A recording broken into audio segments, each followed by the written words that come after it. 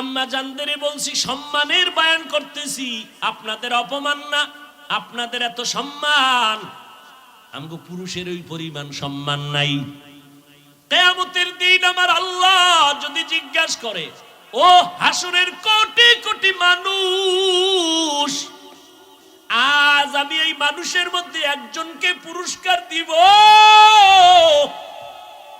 ওই ব্যক্তিটাকে দাঁড়াও, কোটি কোটি মানুষের সামনে আমি পুরস্কার দিব। কে? আমার মুহাম্মদ। মুহাম্মদের হাতে প্রথম কালেমার দাওয়াত কবুল করেছো, দাঁড়াও। কোটি কোটি মানুষের সামনে আমি আল্লাহ তারে পুরস্কার দিব। দুনিয়ার কোন পুরুষ দাঁড়াবার ক্ষমতা হবে না। একজন নারী দাঁড়াইয়া, আম্মা জান দাঁড়ায় বলবে, ও দয়ার মালিক, আমি একজন নারী মুহাম্মদের হাতে প্রথম কালেমার দাওয়াত গ্রহণ করেছি, আমি একজন নারী হলাম খাদিজা। আমার আল্লাহ যদি বলেন ১৫০০ বছর পরে তাকায় দেখো, নবীরে দেখতে পারে নাই, কত বেঈমান। নবীর আদর্শ দেখে ১৫০০ বছর পর গবেষণা করে করে নবীর আদর্শ দেখে শত শত শত শত বিধর্মী কালেমা পড়ে মুসলমান হয়ে গেল। আর তুমি মুসলমানের ঘরে জন্ম নেওয়ার পর আমার নবীর আদর্শরে জবাই করো, আবার দাবি করো তুমি আশেক। বলো বাবা, বিবেক দিয়া আকলের সাথে বেঈমানি করবা না। তুমি জবাব দাও, তুমি দাড়ি কামানেওয়ালা, বেপরদায় চলনেওয়ালা, জেনা করনেওয়ালা, নবীর পোশাকটারে পুইরা ফালানেওয়ালা, তুমি যদি আশেক হও, নবীর দুশ্মন কে হবে? জবাব দাও। তুকু যাও সুন্নতে আহমদ কুজা বা মুহাম্মদ কবুয়ত নসবতরা কারে শয়তা মিকুনিনা মতবলি গরওয়ালি ইনস্ত নানত বরওয়ালি। নবী কই, তুমি কই? মদিনার নবী চোখ গরম করে কোনোদিন কারো দিকে তাকান নাই। নবী জীবনে গালি দেন নাই, গালির জবাবও দেন নাই। কেমন মায়ার নবী! ওই নবীর আদর্শ এতটা পবিত্র, আম্মা জান আয়েশা বলেন, নবীজির ঘাম মোবারক আমি বোতলের মধ্যে ভরে রাখতাম, আর বড় বড় অনুষ্ঠানে আমরা আতর হিসাবে ব্যবহার করতাম। আপনারাও করেননি? আপনাকে ঘাম মাস্তানি করেন কেন? পাশে দাঁড়ান যায় না নামাজের ভিতরে, এত দুর্গন্ধ। মেসওয়াক করার টাইম নেই, মেশকের ঘ্রাণ। মেসওয়াক তো নাই, ওই কয়জন আশেক মেসওয়াক চিনে। অথচ আম্মা জান আয়েশা বলেন, নবীর ইন্তেকাল, অসুস্থ,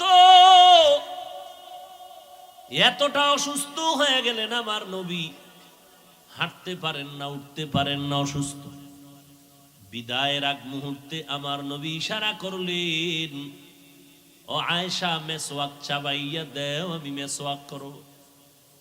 নবী বলেন, উম্মতের উপরে যদি কঠিন না হইতো, আমি মুহাম্মদ আমার এই মেসওয়াকের সুন্নাতটাকে বাধ্যতামূলক করে দিতাম। মেসওয়াক নাই, গ্রামের মানুষ তাই কেউ মেসওয়াক করে না, গাছের অভাব নেই। আমরা শহরে না গাছ পাই না, মাঝে মাঝে বেরাস করি, আল্লাহর কসম, মেসওয়াকের দ্বারা যেই পরিমাণ দাঁত পরিষ্কার হয়, দুনিয়ার কোন বেরাসের দ্বারা ওই পরিমাণ পরিষ্কার হয় না। আমি নিজে পরীক্ষা করে বলতেছি, তুমি মানবা না, তোমার ঘাটতারা, ওটা নিয়ে আমি কি করবো, তর্ক করবো? কারণ কিছু মানুষ জমিনে ঘাটতারা হুজুর কথাই শুনতে চায় না। প্যান্ট শার্ট টাইওয়ালায় যদি কয় তখন মানবে, এর আগে মানবে না। আমরা হুজুরেরা কইছি খাওয়ার আগে দোনো হাত ধুইয়া খাবি, মানে নাই। যখনই সরকার পুলিশ লাগায় দিছে, গজবের করোনা হইছে, এখন খালি হাত ধোয়। জীবনে যা না দিছে করোনার বছরে সব কাজা করে লইছে, খালি ফাঁকে ফাঁকে মেডিসিন একটা পকেটে লই লইছে, বাইরে করে আর হাত ধোয়। হুজুর ধুইবেন নি, তোর মতো আমি বিড়ি টানছি নি, তোর হাত তো না পা, স্টাইল করে। ডান হাতে বিড়ি টানে, বাম হাতে চা টানে, ভদ্রতা। আর আমরা ডান হাতে পানি পান করি, কয় অভদ্রতা। খানার প্লেটটাকে চেটে চেটে চেটে চেটে আমরা খাই মদিনার সুন্নত। দুনিয়াদার গুলো বলে আমরা অভদ্র। চেয়ার টেবিলে পায়ের উপরে পাও ফালাইয়া খায় ভদ্র। মদিনার নবীর সুন্নত হলো লেভেল বিছানায় খাও, চেয়ার টেবিলে খাবা না। নবীর সময় চেয়ারও ছিল, টেবিলও ছিল, নবী জীবনে চেয়ার টেবিলে খান নাই। আমাকে হুজুর গুটি মানে না। হুজুর এখন জীবনে একবার নবীজি দাঁড়াইয়া প্রস্রাব করছে, এই সুন্নতটারে ধরে লাইছে। নবী জীবনে দাঁড়াইয়া প্রস্রাব করছে একবার। তুমি যদি নবীরটা মানতে চাও তো একবার তো তোমার সেই বিছনা বইয়ে কয়বার করছো? ওটা আদায় হয়ে গেছে না? কপাল পোড়া মুসলমান এখন হুজুরগো কথা মানে না। যখন বিজ্ঞানীরা কলম ধরছে, গবেষকরা কয় দাঁড়াইয়া প্রস্রাব করলে শরীরের যত পরিমাণ ক্ষতি হয়, এর মধ্যে বড় ক্ষতি হয়, কিডনি ড্যামেজ হয়ে যায় দাঁড়াইয়া প্রস্রাব করলে। এবার মাথা নত করে না। যখন বিজ্ঞানীরা কইছে না মানা যায়, হুজুরগো না মানা যাবে না। হুজুরগো কাছে ছোট হইতে রাজি না, কারণ ঘাটতারার জন্মে ঘাটতারা। তুই না আপনি বাসায় যাবেন, আমিও যাব। আপনারা বাসায় গিয়ে ফ্রেশ হবেন। ফ্রেশ কোথায়? ওয়াশরুমে। আমরাও গিয়ে ফ্রেশ হই। আপনি গিয়ে হাত ধুইলেন, চেহারা ধুইলেন, মাথা ধুইলেন, পা ধুইলেন, আমরাও তাই করলাম। কিন্তু আমাদের প্রত্যেকটা ফোঁটায় ফোঁটায় সওয়াব। কারণ আমি ঘরের মধ্যে ঢুকার পরে ওযু করেছি, আপনি তো ওযুর নিয়ত করেন নাই, আপনি ফ্রেশ হইছেন। ওযুর নিয়তটা করলে হুজুরগোনা মানা হয়। মানতে গেলে হুজুরগোর কাছে ছোট হয়ে যায়, এজন্য ওযুর নিয়ত করে না, ওযুর কথা কয় না, কয় ফ্রেশ হইছে, ওযু বলবে না। তো হুজুরগোর কাছে ছোট হয়ে যাবে। নিমক হারাম, খায় আল্লাহটা, বিরোধিতা করে আল্লাহ। নামাজ পড়ে ইমামের পেছনে, বাইরে গিয়ে ইমামের বিরোধিতা করে। কেন গাদ্দার নাই? শুধু গাদ্দার, চূড়ান্ত নিকৃষ্ট বেয়াদব। লিকুল্লি শাইইন যিনাতুন ফিল ওয়ারা ওয়া যিনাতুল মারই তামামিল আদাবি আজ খোদা খা হি মে তৌফিক আদব বেআদব মাহরুম গাশত আজ ফজলেরা। মানুষের ভুল হবেই, কথা ঠিক না? ভুল হওয়া এটা রসুলের হাদিস মতে ভুল হওয়া এতটা মারাত্মক না, ভুলটা স্বীকার না করা যতটা মারাত্মক। পয়গম্বর বলেন দুনিয়ার সমস্ত উম্মত বনি আদমরা গুনার পর্দায় আটকানো, গুনাহ করে, ভুল করে। কিন্তু ওই ব্যক্তি আল্লাহর কাছে বড় দামি যে ভুল করি আবার স্বীকার করে, সারেন্ডার হয়, মাথা নত করে, আল্লাহ ভুল করেছি মাফ করে দাও। এরে আল্লাহর বান্দা, তুমিও মুসলমান, আমিও মুসলমান, এক মুমিন আর এক মুমিনের আয়না। আমার ভুল তোমার চোখে পড়বে, ধরায় দাও, আমি পারবো ধরায় দিব। ধরাইয়া দিয়া মাথা ডানে বামে নাড়বা না, নত করে বলবা ভাইজান তোমাকে দোয়া করি, তুমি আমার আয়না হইয়া ধরায় দিছো। না হয় মানুষ আমারে খারাপ বলতো, কে জানি কত বাজে মন্তব্য করত। আর এখন কেউ ভুল ধরায় দিলে আর সালাম দেয় না, এ দুশ্মন হয়ে গেছে। আমার ভুল ধরলো কেন? দুশ্মন হয়ে গেছে। আল্লাহ বলেন আমি ইবাদতের জন্য মানুষ বানাইলাম। কেমনে ইবাদত করবা? একমাত্র মদিনার নবীর আদর্শ অনুযায়ী ইবাদত করা লাগবে। নবীর তরিকায় নামাজ পড়ো ইবাদত, নবীর তরিকায় ব্যবসা করো ইবাদত, নবীর তরিকায় চাকরি করো ইবাদত। কারণ আমার মায়ার নবী ব্যবসাও করেছেন, চাকরিও করেছেন। আমার নবী নিজে ব্যবসা করেন, ব্যবসা করে দেখায় দিয়েছেন হালাল ভাবে ব্যবসা কেমনে করা যায়। আর আপনি দোকানে লেখছেন বিক্রিত মাল ফেরত নেওয়া হয় না, তার মানে আপনি ধোঁকাবাজ, আপনি ক্রেতারে ধোঁকা দিবেন। মদিনার নবী বলেন ইবাদত হিসেবেই যদি ব্যবসা করতে চাও, দোকানে সাইনবোর্ড লাগাও, অবশ্যই বিক্রি করা মাল ফেরত নেওয়া হয়। কোন মানুষ যদি সমস্যায় পড়ে মালটা ফিরায় দেয়, তুমি টাকা ফিরায় দাও। মদিনার নবী বলেন ওই মালটা দান করার সমান সওয়াব আল্লাহ দিয়ে দিবেন। সুবহানাল্লাহ কইছেন নি? দোকানে যাই আকামটা যদি করেন তো সুবহানাল্লাহর লাভ কি?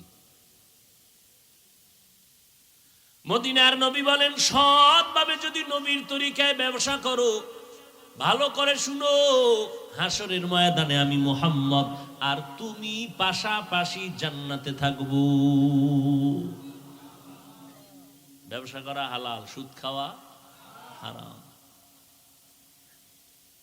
নবীর তরিকায় ইবাদত করো। মায়ার নবীর আদর্শ এত সুন্দর, ১৫০০ বছর পর আজও মানুষ নবীর তরিকা দেখার কারণে, আদর্শ দেখার কারণে দুর্বল হয়ে গেল। বরিশাল, কুয়াকাটা, বঙ্গোপসাগর থেকে আমার আল্লাহ চট্টগ্রামের জমিনের মধ্যে সম্মানের চেয়ারে বসায় রাখছেন কে? এটা আমার বাহাদুরি না, আল্লাহর কোরআন আর মদিনাওয়ালা নবীর আদর্শের বরকত। আমি যখন আপনাদের যদি এখন জিকিরে লাগাইয়া, আমি স্টেজের পিছনে যাইয়া প্যান্ট শার্ট টাই লাগাইয়া আবার বই, বুঝেন নাই? এখন তো আছে একটা পোশাক মদিনার, আমি প্যান্ট শার্ট টাই লাগাইয়া আবার এসে একটা টান দেব, টাটকা গরম বয়ান। যারা প্যান্ট শার্ট টাইয়ের গোলাম,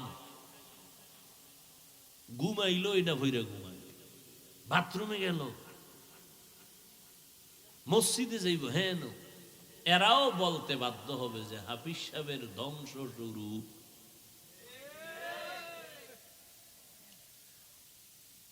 পাগলও নিজের ভালো বুঝে। বাবা, তোমার আকল কি এতটাই নষ্ট যে তুমি পাগলের থেকেও খারাপ? যদি তাই না হয়, তোমার আকলকে তুমি আধা মিনিট জিজ্ঞেস করো, আমি ব্যক্তিটা এখন বয়ান করি, এই রাতে তুমি বসে আছো, না খাওন আছে, না কোনো গাড়ি ভাড়া আছে, কিচ্ছু নাই, কষ্ট করে তুমি এখানে বসে আছো। আমি ব্যক্তিটাই আবার একটু পরে লেবাসটা চেঞ্জ করব, কণ্ঠ ঠিক, বয়ানও ঠিক, সব ঠিক, শুধু লেবাস চেঞ্জ। তুমি বলবা বয়ান শোনা যাবে না। এবার তুমি ফলাফল বের করো, আধা মিনিটে বলো, নিজের আকলকে জিজ্ঞেস করো মদিনার পোশাকের দাম কত। বিচার তোমার হাতে। কিয়ামতের দিন আল্লাহ আমলনামা দিয়ে কইবে, নে ইকরা কিতাবাকা কাফা বিনাফসিকাল ইয়াউমা আলাইকা হাসিবা। এই বেটা, তোর হিসাব তুই কর, দেখ তুই কি আকাম করছো জমিনে, নিজেরটা নিজে হিসাব মিলায় বল, তুই জোতার বাড়ি খাবি না জান্নাতে যাবি। নিজের হিসাবটা নিজে মিলাও। মদিনার পোশাকের দাম কত?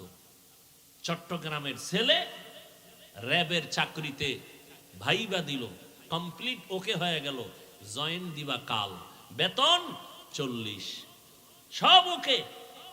যুবক বলে স্যার সব মানি, বেতন যদি আরো কম দেন মানি, কষ্টের উপরে কষ্ট, হাড় ভাঙ্গা পরিশ্রম দিবেন তাও মানি। আমার ছোট্ট একটা দাবি। কি দাবি তোমার?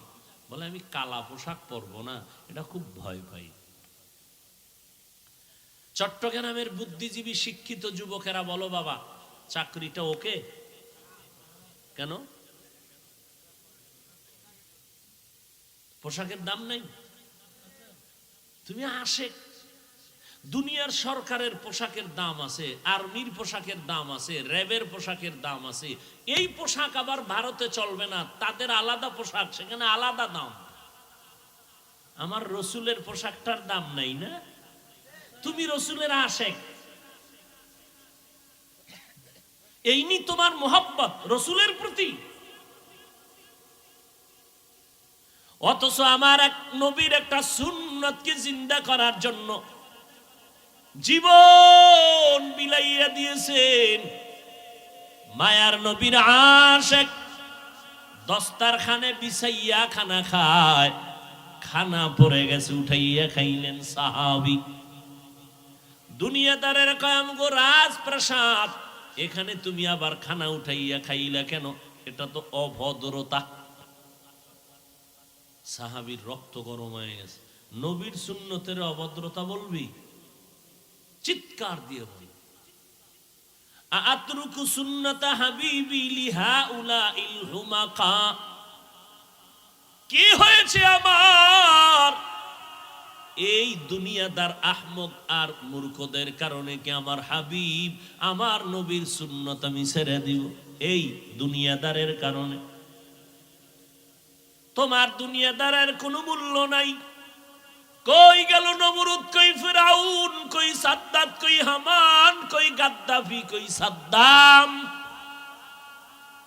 কই যমুনা গ্রুপের মালিক কই গেল? করোনায় ডিসমিস হয়ে গেল। দুনিয়ার সব আছে, বান্দা তিনটা সাদা কাপনের বাসিন্দা হয়ে কবরে গেল। ও নবীর আশিক, ও যুবকেরা, ১৫০০ বছর পরেও আমার রসুলের আদর্শের দাম আসেনি। এই সত্য কথা কও। ইহুদিরা আমাদের দুশ্মন, খ্রিস্টান দুশ্মন, সব বিধর্মীরা দুশ্মন। এরপরও একটু দিল থেকে বলো, চোখ দিয়া তাকায় বলো, গোপন খবর না। মহামারী করোনা চলে গেল, বিশাল মহামারী, এক গজব, গোটা দুনিয়াটাকে নিস্তব্ধ করে দিল। সব দুনিয়ার মানুষ, মাথাওয়ালাদের মাথা আউট হয়ে গেল, মাথা নষ্ট হয়ে গেল। তাকাইয়া দেখ রে বাবা, কত ব্যবসায়ীর ব্যবসায় আগুন লাগছে, কত চাকরিজীবীর চাকরির মধ্যে আগুন লেগে গেল। কিন্তু নজর করে দেখ, মদিনার নবীর সুন্নতের আদর্শের ফ্যাক্টরি, মাদ্রাসা একটাও বন্ধ হয় নাই। বন্ধ হয়েছে? স্কুল বন্ধ, কলেজ বন্ধ। এবার পাশ করে কেমনে? কয় অটো। বয়ে বয়ে দোয়াইনুস পর, সেজদায় ফিরে কান্দা দরকার তোদের। এই সেজদায় ফিরে কান্দা দরকার ভোর রাত্রে। আল্লাহ আরো 10টা বছর করোনা দাও। 10টা বছরে যদি 10 বার অটো পাস করি, ডাক্তার হয়ে যাবো, জাগাত চেম্বার 1000 ভিজিট, খালি মানুষ মারনু, বিসমিল্লাহ লাগবে না। Auto pass. আল্লাহ হেদায়াত দান করুন। ভাইরা আমার, একটা মাদ্রাসাও বন্ধ হয় নাই। তাকাইয়া দেখছো করোনার যত লাশ পড়ে গেল, সন্তানেরা বাবায় মারা গেছে, মানুষের টাকা দিয়া লাশটারে টাইনা রাস্তায় ফেলায় গেছি। 24 ঘন্টা পরে যখন লাশের পচনের গন্ধ আসছে, পুলিশ এসে এবারে ধৈর্য টুরে নিয়ে গেছে।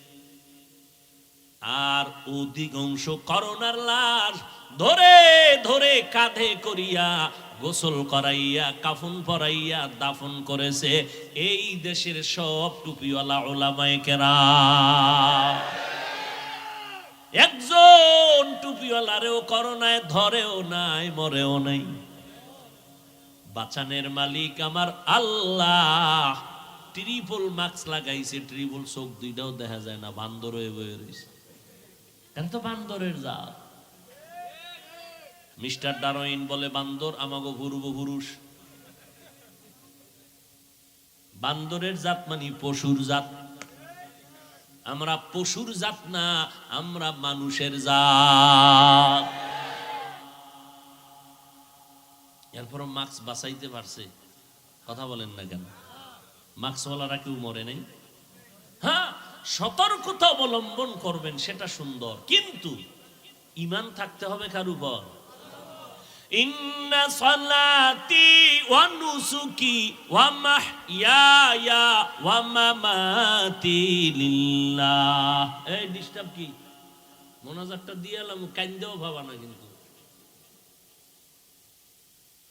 ওয়া মামাতি লিল্লাহি রাব্বিল আলামিন।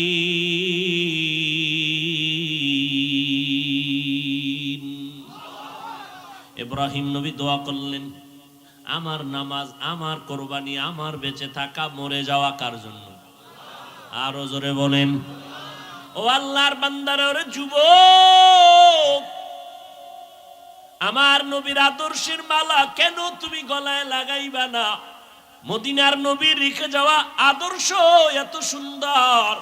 মক্কার জমিনে যখন নবী আসলেন, মক্কার মানুষ ছিল সৃষ্টির নিকৃষ্ট, খারাপ। এত বড় খারাপ মক্কার মধ্যে কোনো মানুষ ছিল না, কিন্তু সেই মানুষগুলো রাহমাতুল লিল আলামিনের মোহাব্বতের আদর্শ যখন গ্রহণ করা শুরু করলো, এদেরকে আল্লাহ এত পরিমাণ সম্মান দান করেছেন, আল্লাহ জান্নাতের টিকিট পাঠায় কয় নবী জানায় দেন এরা বিনা হিসাবে জান্নাতি। আপনারাও বিনা হিসাবে জান্নাতি হইছেন নি দুই একজন? কেন পিসাব কোনো টিকিট টিকিট দেয় নাই? কি বলেন, পিসাব যদি টিকিট দিতে না পারে কি এর ফি? পিসাব কয় ওরে তুই নামাজ পড়বি কেন, আমি ফির যদি তোরে নামাজ ছাড়া জান্নাতে নিতে না পারি আমি কি এর ফি? তুমি শয়তানের ফি। আমার নবীর থেকে বড় পিসাবের নাম কি? কথা বল, আমাকে নবীর থেকে বড় ফির নাই? আন্দাজি কইবে না রয়ে গেল, আসলেই নাই। আমার নবীর থেকে দামি কোনো পীর, আমার নবীর মাজার শরীফ থেকে দামি কোনো মাজার, যে বলবে সাথে সাথে বেঈমান, যে বলবে নবীর মাজার থেকে অমুকের মাজার দামি, সাথে সাথে। এই কথা বুঝতে কি কোরআন হাদিস লাগবে? আল্লাহ আকল দিছে না, আকলে বুঝে ধরে না। এই যুবকেরা ঠিক করে কয়, যদি ভুল বলি দাঁড়া, কানে ধরমু একেবারে কান ছিড়ালাম দইরা তওবা কইরা। আমার নবীর থেকে দামি পীর সাহেবের নাম কি? নাই না, মনে মনে বোধহয় আছে দুই একজন, কও, আওয়াজে বোঝা যায় আছে, কও। নাই। আমার নবীর মাজার শরীফ থেকে দামি মাজারের নাম কেন? আজমিরের মাজার, নিজামুদ্দিন আউলিয়ার মাজার, খানজাহান আলীর মাজার, শাহপরান শাহ নেয়ামত নাই। জমিনের মধ্যে দরবার শরীফ বলো, মদিনার দরবার থেকে দামি দরবার কোনটা? ভাবো, এক মিনিট ভাবো। আমার নবীর মদিনার দরবার থেকে দামি কোন দরবার আসেনি? যদি কেউ ভাবো আমার নবীর মাজার থেকে দামি মাজার অমুকের মাজার, তোমার ঈমান চলে যাবে। শুধু ঈমান চলে যাবে না, কইতে দেরি, বিসমিল্লাহ ছাড়া জুতা নিতে দেরি নেই। আমার নবীর থেকে বড় পীর জমিনে নাই, আমার নবীর থেকে বড় কোন মাজার এই জমিনে আর। এর যুবক, আমার নবীর আদর্শ গ্রহণ করিয়া মক্কার বড় বড় খারাপ খারাপ মানুষগুলো তো দামি হয়ে গেল। এরে নবীর উম্মতের দল, এদের ইতিহাস যদি সারা জীবন বয়ান করি শেষ করা যাবে না, কেমন দামি আল্লাহ তাদের বানাইলেন। ৩৯ জন মুসলমান আমার নবীর হাতে কালেমা পড়ে ফেললেন। 10 বছর বয়সে হযরত আলী নবীর হাতে কালেমা পড়লেন। নবীর আদর্শ দেখার পর কলিজা ঠান্ডা হয়ে যাইতেছে সাহাবায়ে কেরামের। কেমন মায়ার নবী, জঙ্গলের পার্শ্ব দিয়ে হাঁটতেছেন আবু বকর সাথে। দুইজন হাঁটতে হাঁটতে অনেক দূর হেঁটে গেলেন, পেটে লাগছে ক্ষুধা। হঠাৎ দেখে একজন আল্লাহর বান্দা চেটিয়াল ময়দানে বকরি চড়ায় রাখাল। নবী দাঁড়াইলেন, আবু বকর দাঁড়ালেন। এই রাখাল, তোমার এই বকরিতে দুধ হয়? বলে হয়। আমার একটু দিবা না, ক্ষুধা লাগছে।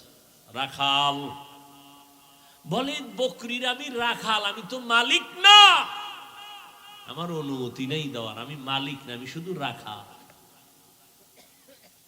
শুধু এই এতটুকু বয়ান যদি কেউ দিলে ঢুকায়, আর দুর্নীতি থাকে সোনার বাংলায়? কইলি কইব রাজনীতি করি। রাখাল বলে, আমার মালিকানায় নাই। এবার রহমাতুল লিল আলামিন দাঁড়ায় আছেন, আবু বকর দাঁড়ানো। ডাক দিয়া কয়, রাখাল, যেই বকরিটা জীবনে দুধ দিবে না, তুমি ভাবো ওই বকরিটা আমি মুহাম্মদের হাতের সামনে এনে দাও। যেটা জীবনে দুধ দিবে না, ওই বকরি নিয়ে আসছে। এইবার বকরিটার নবী হাত দিয়া, বরকতের হাত দিয়া মুছে দিলেন। রাখাল তাকায় দেখতেছে আর বলতেছে, আমি দেখতেছি আব্দুল্লাহর ছেলে মোহাম্মদ যখন বকরির পিঠের উপরে হাত মোবারক বুলাইয়া দিল, সাথে সাথে ভরপুর ওলান হয়ে গেল। মোহাম্মদ নিজের হাতে দুধ টেনে টেনে টেনে টেনে বের করে নিজেও পান করলেন, আবু বকরকে পান করালেন, আমারেও দিলেন। এরপরে বকরিটার উপর আবার হাত মুছলেন, আগের মতো হয়ে গেল। এই রাখাল, বকরিটারে আবার পালের সাথে দিয়ে আসো। রাখাল পালের মধ্যে দিয়া একটা দৌড় দিয়া কয়, আব্দুল্লাহর সন্তান, আপনার নাম শুনছি কিন্তু এমন সুন্দর, আপনার মুআজিজা এমন অলৌকিকতা জানি নাই, বেয়াদবি মাফ করবেন, আমারে মুসলমান বানায় দে। ও গো নবীর উম্মতেরা,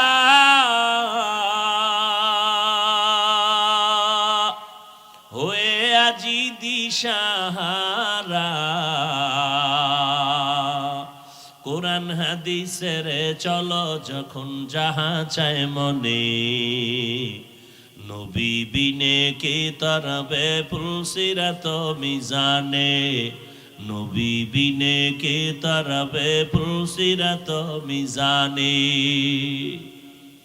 কেমন মায়ার নবী আমার, যে নবীর আদর্শ দেখে দেখে বেঈমানরা অল্প সময় কালেমাওয়ালা হয়ে গেল।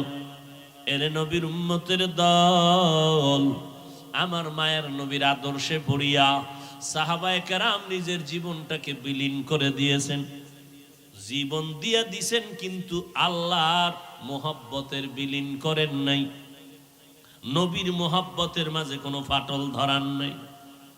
এরে নবীর উম্মতেরা, ও যুবক, এত সুন্দর একটা প্যান্ডেল সাজাইয়া মানুষগুলো বসে আছে, খাওন নাই, ঘুম নাই, বিছনাটাও এত কোয়ালিটি পূর্ণ না। আপনাদের কি মখমলের চাদর দিছেনি? যেই বিছনাটা দিছে এটাই যদি কোনো বিয়ার অনুষ্ঠানে দেয়, কি পরিমাণ জুতা খাইব।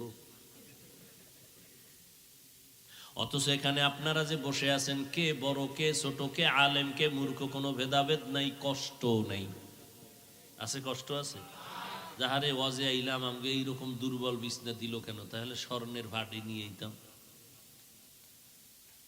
এতগুলো মানুষ কোন খানা পাবে এর কোনো নিশ্চয়তা নাই, খাওয়ানোর লোভেও বসে নাই। বসছেন?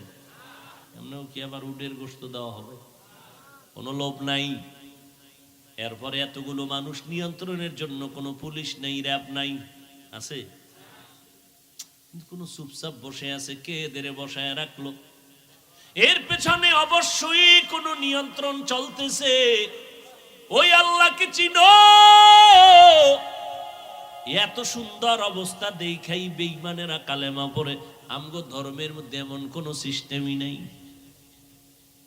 মুহাম্মদের আদর্শের মধ্যে এত সুন্দর সিস্টেম, এটা দেখে দেখে বহু বিধর্মী কালেমা পড়ে। অযুবকের দল, মদিনার নবী বলছেন যুবকের দ্বারা আমি মুহাম্মদের উপকার হয়েছে। আজকে সেই যুবক সারাটা রাত মোবাইলটা সামনে নিয়ে কবিরা গুনাহ করে করে করে করে রাত কাটায় দেয়। ও যুবক, তাকাইয়া দেখছো তোমার মতো কত যুবক আন্দর কিল্লা মসজিদের গেইটে গিয়া জুমার সময় দেখবা অনেক যুবক তোমার মতো চেহারা, সুন্দর গোলাপের মতো, কিন্তু দুইটা চোখের পাওয়ার নাই, ভিক্ষার হাতা থালা নিয়ে কাঁদতেছে, আমার একটু ভিক্ষা দেও। তোমার 2 টাকা দিলে আমার বাসার মধ্যে আগুন জ্বলবে, খানা হবে। আজকে তুমি যেই চক্ষু দিয়া নাচ গান দেখে সারাটা রাত্র কাটাও, আল্লাহ যদি তোমারে অন্ধ বানাইতেন, কেমনে সেই নাচ গান দেখতে রে যুবক? আমার আল্লাহরে এখনো চিনো না। আমরা নবীর তরিকা মানার কারণে তোমার সম্মান কমে নাই, ইজ্জত আমাদের কমে নাই। আমার নবীর এই সুন্নতার আদর্শ দুনিয়ার কোন হিন্দুরা মানবে না, বৌদ্ধরা মানবে না, ইহুদিরা মানবে না, খ্রিস্টানরা মানবে না। বলো বাবা, আমার নবীর সুন্নতের আদর্শ কারা মানবে? সত্য কথা বলতেও কষ্ট লাগে। তুমি মুসলমান হইয়া থাকলে নবীর আদর্শ কেন মানো না? তুমি কি বাঁচবা আর পরে আরো 10 বছর পর গ্যারান্টি কই? এমন একটা দিন নাই যুবকের লাশের খবর নেই। 365 দিন খুঁজবা, দেখবা গড় হিসাবে প্রতিদিন যুবকের লাশ। আজকে তুমি এখন বয়ানে বসছো, দিব্যি আরামে শুনতেছো, আল্লাহ না করুন আগামীকাল না জানি কার খবর হয়ে যায় হসপিটালে অমুক বান্দা অসুস্থ বিছনায় পড়ে আছে, পরের দিন নাই। ও যুবক, আমার মায়ার নবী তোমার জন্য কত দোয়া করে গেলেন। ওই নবীর আদর্শের মালা গলায় লাগাও।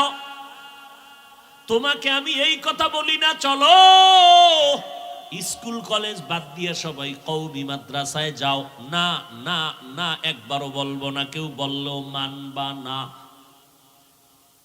ও যুবক, আমি এই কথা বলি না, পাঁচকল্লি মাথায় দাও, তাবলিগে যাও, চরমনাই যাও, হাটাজারি যাও, দেওবন্দীদের কাছে যাও, তাও বলবো না। স্কুল সারিয়া মাদ্রাসায় আসো, তাও বলবো না। বরং আমি তোমার পক্ষে বলে গেলাম, এ যুবক, স্কুল সারবানা, কলেজ সারবানা, ভার্সিটির পড়া সারবানা, ডাক্তার হও, আমি দোয়া করি ইঞ্জিনিয়ার হও, তুমি একজন বড় প্রফেসর হয়ে যাও, একজন ভালো ডাক্তার হয়ে যাও।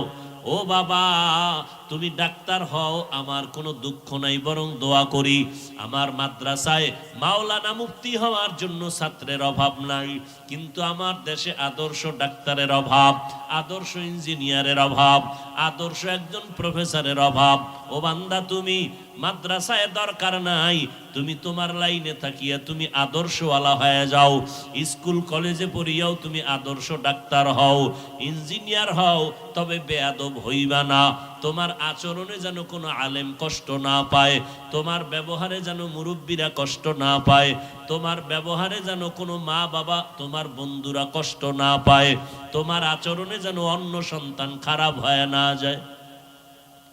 ও যুবকের জন্য দরকার তোমার দোয়া। আর দোয়ার মধ্যে তোমার সব থেকে দামি দোয়া হলো তোমার মা বাবার দোয়া। তোমার মায়ের দোয়া নাও, বাবার দোয়া নাও। মা বাবার দোয়া করতে দেরি আরশে আজিমে যাইতে কোনো পর্দা থাকে না রে বাবা। অনেক সন্তানের বাবারা মায়েরা বারবার চিঠি দেয়, দোয়া চায়, হুজুর আমার সন্তানটার জন্য দোয়া করবেন, লাইনে নেই। আমি বলি আব্বা জানেরা, আম্মা জানেরা, যেই পরিমাণ হুজুরদের কাছে আপনারা দোয়া চাইলেন, এর অর্ধেক যদি আল্লাহর কাছে চাইতেন ফলাফল পেয়ে যাইতেন। বাবা হইয়া দোয়া করতে পারেন না, কি মোহাব্বত সন্তানের জন্য। এর পর্দার আড়ালের আম্মা জান আসেনি, আম্মা জানেরা আছে, আম্মা জানেরা আওয়াজ শুনিনি, আমগো ফাঁস করলি ওলাগো শুনে, আল্লাহ কবুল করেন। আর আওয়াজ শুনবে কি? ডাইনে বামে ক্যাসেট মেসেট নিয়ে যখন প্যান্ডেলে ঢুকে, আওয়াজের ভিতরে আর কোনো বয়ান চলে না। আবার 2-4 জন মহিলা যদি এক জায়গায় হয়, বয়ান তাদেরটা শোনা লাগে, আমগো শুনবে কখন? যেই বয়ান শুরু হয় 3-4 জন আম্মা জান এক জায়গায় হলে টাটকা বয়ান চলে। এই প্যাঁচ লাগাইন না। মহিলা প্যান্ডেলে প্রজেক্টর দেওয়া কবিরা গুনাহ, হারাম। আমার চেহারা আপনার বোনেরা দেখবে, মায়েরা দেখবে, হালাল না হারাম? যেটা সরাসরি দেখা হারাম, এটা ভিডিওতে দেখাও হারাম। মানেন না মানেন, ফতুয়ার জায়গায় ফতোয়া, তাকওয়ার জায়গায় তাকওয়া। আমার চেহারা আপনার বোনেরা দেখবে, মায়েরা দেখবে, হালাল না হারাম? আল্লাহকে সাক্ষী রেখে বলেন, হালাল না হারাম? যেটা সরাসরি দেখা হারাম, তা ভিডিওতে দেখাও হারাম। যত গুনাহ হবে সব কমিটি। হেদায়েতের ওয়াজ কি বলবো, আমাদের বহু বুজুর্গরা ওয়াজই এখন বন্ধ করে দিতেছেন। হেদায়েতের ওয়াজ দিয়া সব ডাইরেক্ট কবিরা গুনাহ। ওয়াজ দিছেন হেদায়েতের, মার্কেট করবেন কেন? আবার দোকান দিছেন, মহিলা সেখানে বেপরদায় দোকানে ঢুকবে কেন? এমন দোকান দিবেন কেন? যুবতীরাও ঘুরে, যুবকেরাও ঘুরে ওয়াজের মার্কেটে। এদিক দিয়া সওয়াব, ওদিক দিয়া গুনাহ, প্লাস আর মাইনাস। আল্লাহর কসম একবার, আল্লাহর কসম দুইবার, আল্লাহর কসম তিনবার। সরাসরি আমাকে দেখা যেমন কবিরা গুনাহ, এটা আমাকে ভিডিওতে দেখলেও কবিরা গুনাহ। ওই কক্সবাজার কালকে গেলাম টেকনাফ, হ্যাঁ দেখলাম বক্তা গো ছবি দিয়া পোস্টার। আমি কই কেয়ামত আইতে আর দূর কত, কেয়ামতটার কত দূরে। মাস্তানি, শুধু মাস্তানি। এ অমুক এলাকায় ওয়াজ দেশে কয়দিন, কয়েকদিন। খেলা কারে কয়, আমরা দিব 2 দিন। এ অমুক জায়গায় বক্তা আনছে কারে, কয় হাজার টাকা, কয় 30, আমরা 1 লাখ টাকার বক্তা আনবো। খেলা জমায়ে দেব, খেলাই জমতেছে, হেদায়াত চলে যাচ্ছে। খেলাই জমতেছে, হেদায়াত চলে যাচ্ছে। কান্নার বয়ান নাই, তওবার চিন্তা নাই, ওয়াজের প্যান্ডেলে বসেও কবিরা গুনাহ। কে শুনবে হক কথা, কে বলবে হক কথা? আমি যদি বলি আর জীবনে দাওয়াত দিবে কে বলবো? এই যে এতগুলো ক্যামেরা, নিষেধ করছি কে রেকর্ড করবি না, কোন ভেজাল লাগাই দিবি, একটু শান্তিতে আছি, এটার দিবি শেষ করে। কয়েকটারে তওবা করাইয়া, আমার পোশাক টোশাক পরাইয়া, এরপরে মুরিদ টুরিদ বানাইয়া, এরপরে বসাইছি যে এই লাইনে যদি আও তা আশা আছে এই পোশাক পইরা বেঈমানি করবে না। আমার এই পোশাক পইরা কেউ আলেমদের পিছনে বেঈমানি করবে না। 100 ইনশাআল্লাহ, আল্লাহর উপর ভরসা। অতএব যারা বেঈমানি করার নিয়ত আছে, ওরা আমার এই পোশাক পইরা রেকর্ডিং এ আসবেও না। আমি যদি কইতাম এই সব খোল, তাই কাল শুরু হয়ে যেত, আমি গাড়িতে ওঠার আগেই বরকত শুরু হয়ে যেত। কে কত বিরোধিতা করতে পারে? আল্লাহ মাফ করেন।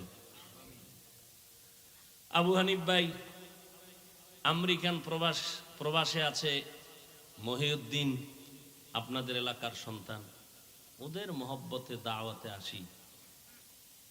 চোখের সামনে তাকাইয়া যদি দেখি গুনাহ, আর আমি যদি এটা দেখেও চুপ থাকি, তা আমি বক্তা, আমি তো আগে যাব জাহান্নামে। বহু শ্রোতারা দেখবে বক্তার হাতে জাহান্নামের হ্যান্ডকাপ, কিও হুজুর কই যান, কয় জাহান্নামে যাইতেছে আমু পরে ফিডা ফাডা খাওয়ার পর। বিষয় কি? আরে আমি তোকে বয়ান দিছি, কানছস না? নামাজ পড়ছো? হ্যাঁ পড়ছি। আমি পড়ি নাই, আমি গাড়িতে উঠা বাসা পর্যন্ত ফেসবুকের মোরাকাবায় ছিলাম, ফজর টজর ভরি নাই। ওরে বেটা, আমি তো নিজে তাকায় দেখছি কত বক্তা বয়ানের পরে টুপি নাই, এরপরে গাড়িতে উঠটা কি যে টানে, ওইটা আর কইতাম না। আমি জানি এক বক্তা 100 কিলোমিটার গাড়ি চালাইয়া অজে গেছে, যাইতে যাইতে বয়ানের টাইম যায়, এশার নামাজের টাইমও পড়া লাগবে নামাজ। এবার একটার কই হুজুর নামাজ টামাজ, কই 48 মাইল গেলে মুসাফির 4 রাকাতের 2 রাকাত, আমি আইছি কত, কয় 100, আমার পুরো নামাজ। বক্তা, আল্লাহ আমারে মাফ করেন, আপনাদেরও মাফ করেন। বখতিয়ার আবাবিল ইউথ অ্যাসোসিয়েশন, আমার এই কলিজার যুবকদের, আসলে এদের কোনো দোষ না, এরা তো আল্লাহকে চায়। আজকে এরা যদি এখানে কনসার্ট দিত, গান দিত, নায়ক নায়িকা, কিছু করার ছিল? এরা সে আমেরিকার থেকে ভিসা ওকে করে, টাকা দিয়ে, ভাড়া দিয়ে, কত টাকা খরচ করে আসছে শুধু কোরআনের মহব্বতে, দ্বীনের মহব্বত। তো ব্যস্ত লাগাইছি আমরা হুজুরেরা। আমি কইছি প্রজেক্টর মহিলাদের প্যান্ডেলে দেওয়া হারাম। আমার চেহারা কোন মহিলা দেখবে ইচ্ছা করে, হারাম, কবিরা গুনাহ। কিন্তু আমার থেকে বড় হুজুর, টাইটেলওয়ালা, আমি তো লঙ্গি পরা 3rd ক্লাসের হুজুর, আমার নাম কে নেই, কে চিনে আমার? এরা যখন কইছে এটি সব জায়েজ, সব জায়েজ। ওই যে বললাম বক্তাকে ছবি দিয়া ই করা, গেট করা, পোস্টার করা। আমার যদি ছবি দিত, আমি দেখলি মাহফিল ক্যান্সেল, যাব না। আমি ফতুয়া মানি না, আমি ফতুয়ার উপরে তাকওয়া, এটার উপরে চলার চেষ্টা করি। ইন্না আকরামাকুম ইনদাল্লাহি আতকাকুম। আমি যদি মানুষকে নামাজের বয়ান করি, আমি শুধু 5 ওয়াক্ত পড়লে হবে না, আমার নামাজের বয়ানে যদি উম্মতের মধ্যে অ্যাকশন শুরু করতে হয়, তাহলে আমি শুধু 5 ওয়াক্ত পড়লে অ্যাকশন হবে না, আমার পুরা তাহাজ্জুদ পুরা মাওলার কাছে কান্নাকাটি কইরা এরপরে অ্যাকশনের দরজায় ঢুকতে হবে। এত সোজা। পুলিশে আসামি দইরা থানায় নিয়ে কি ফিডায়, কোনো কান্দে না। আর ওয়াজের ভ্যান্ডেলে মানুষ কান্দে, ওরে ফিডায় কে? আর নিমক হারাম, তুমি সে কান্নার বিরুদ্ধে আবার কালা চশমার হুজুরে লাইভ দেয়, এত কান্দ না। নবী এত কাঁদেন না, লাইভ দেয় কালা চশমার হুজুর কান্নার বিরুদ্ধে। এজন্য রসুল বলে গেছে, এই উম্মতেরা, দুনিয়াতে যদি কোনো খারাপ মানুষ দেখতে চাও, একদল চূড়ান্ত খারাপ হবে, তারা ওলামা। আর যদি ভালো মানুষ দেখতে চাও, তাও হবে একদল ওলামা। বলে ওলামা চূড়ান্ত ভালো হইলে খারাপ কেন? চূড়ান্ত খাদ্য বিরিয়ানি, খারাপ হইলে ভান্তাবাতের মতো মূল্য নেই। চূড়ান্ত ভালো আলেম, ভণ্ডামি করলে গাঞ্জাখোরের মতো দাম নেই।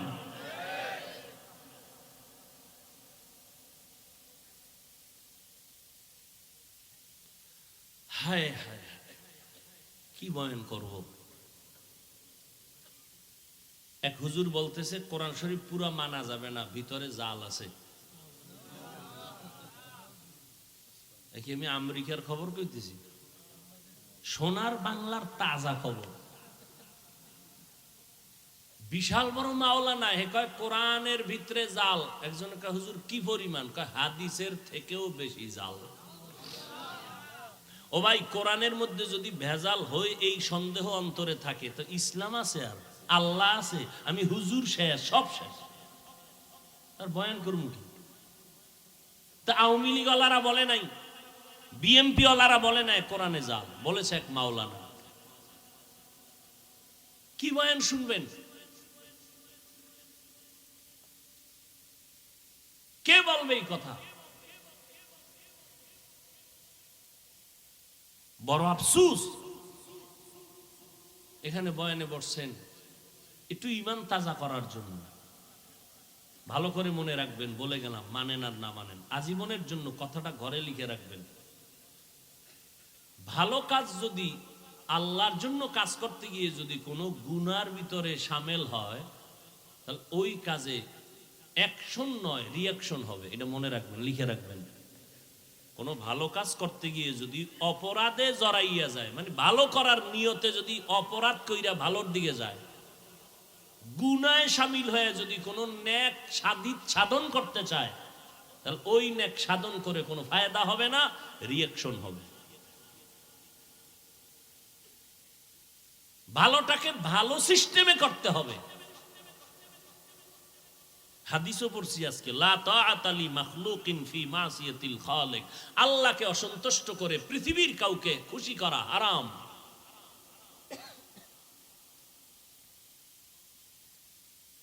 সুন্নতের খানা পইরে গেছে, উঠায় খাইছে, একজনকে অভদ্রতা, চিৎকার দিয়ে বলেছে, এই আহমক, রসুলের সুন্নত, আমার হাবিবের সুন্নত, তোর মতো দুনিয়াদারের কথা আমি ছেড়ে দিব? আমরা প্লেট চেটে খাই, খাই অভদ্রতা, আর এরা কুত্তার মতো কিছু খায়, কিছু ফেলে দেয়, ভদ্রতা।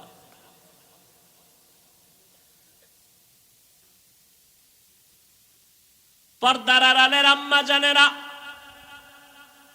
ভালো করে শুনেন। আপনারা নবীদের মা, সাহাবায়ে কেরামের মা, আউলিয়ায়ে কেরামের মা, হাফেজে কোরআনের মা, আরে আম্মা জান খাদিজা রাদিয়াল্লাহু আনহার মতো নারী, আপনারা আয়েশা রাদিয়াল্লাহু আনহার মতো নারী, আপনারা ফাতেমা রাদিয়াল্লাহু আনহার মতো নারী। এত মর্যাদা আল্লাহ আপনাদের দান করেছেন। আরে আম্মা জান, এই দুনিয়াতে যত ভালো ভালো সন্তান আসছে রে মা, চেয়ারম্যান সাহেবের ব্যবহার ভালো, ওসি সাহেব ভালো মানুষ, এসপি সাহেব বড় ভালো, খোদার কসম করে বলে গেলাম, যত ভালো ভালো বলছেন, খোঁজ নিয়ে দেখবেন ওই বান্দার নিজস্ব কোনো বাহাদুরি না, ভালো মায়ের অবদান। মা ভালো, এই জন্য সন্তান ভালো হয়েছে। মায়ের আদর্শের কারণে একটা ডিসির ব্যবহার ভালো হয়ে গেছে। বাসায় গেলি মা তাড়াতাড়ি বুঝায়, এই বাবা ডিসির চেয়ারে বসে অহংকারী করবি না। কত বাবায় সন্তানের বুঝায়, বাবা মইরা জামু, তুই তো ডিসি, তুই তো এসপি, খবরদার কোনো মানুষের উপরে জুলুম করবি না, এরকম বুঝায় না? হ্যাঁ, ওই মা বাবায় বুঝায়। আবার কিছু মা বাবা আছে কয় যত পারো খাবি, আমগো কিছু দিবি। বুঝেন না কথা? এক জায়গায় ওয়াজে গেলাম, থানার ওসি এইসব বইয়া বয়া বয়ান শুনে, হুজুর আমি আপনার বয়ান শুনি বড় ভক্ত। আর এক থানায় যখন ওজে রওনা দিলাম, রাস্তার মাঝে টেলিফোন, ওসি সাহেবকে আইয়েন না, আপনার ওয়াজ বন্ধ। দোনোজনই ওসি। বুঝেন না কথা? এরে যুবক, ও পর্দার আড়ালের আম্মা জান, কথা বলতে বড় ভয় লাগে, কি না জানি আবার তিল বানাইয়া তাল বানাইয়া কাও হাফিজ ভাইয়ের মধ্যে অহংকার, বলতে চাই না। ও ভাই, ভুল তো হইতেই পারে, কিন্তু যদি শরীয়তের বিরুদ্ধে কোনো ভুল পাও আমাকে ধরায় দাও, আমি তোমার পায়ে চুমা খাইয়া তওবা করতে রাজি। কিন্তু যেটা দোষ না, এটারে দোষ বানাইয়া নিজে কবিরা গুনাহ করিও না। আমার বিরুদ্ধে যে যত লেখালেখি, আরে ভাই এত আমি বুঝাইতে পারলাম না সোনার বাংলাদেশের আলেম রে ভাই, আমি তো বাঘ না ভাল্লুক না, আমার দোষ কি বলো? কোরআন সুন্নাহর আলোকে কোনো দোষ থাকলে বলো, আমি জাতির সামনে ওপেন তওবা করব। পিছনে পিছনে কেন? পিছনে পিছনে কেন? আমি এমন কি কথা বলেছি যেটা শরীয়তের বিরুদ্ধে গেছে, ইসলামের বিরুদ্ধে গেছে? আমি যতটা আঘাত, আক্রমণ বা যতটা ইনজেকশনের কথা বলেছি, প্রত্যেকটাই ওই দিন না পরের দিন বুঝছে ঠিকই বলেছি। কিন্তু যেই লোকটা সুদ খাইয়া মজা পাইছে, ওই লোকটা সুদের বিরুদ্ধে বয়ান শুনলে কষ্ট পাবে, এটাই স্বাভাবিক। যেই লোক বেপরদায় চলতে গিয়ে মজা পেয়েছে, ওই লোকটার সামনে বেপরদার বিরুদ্ধে বয়ান করলে স্বাভাবিক কষ্ট পাবেই। ভাইরা আমার,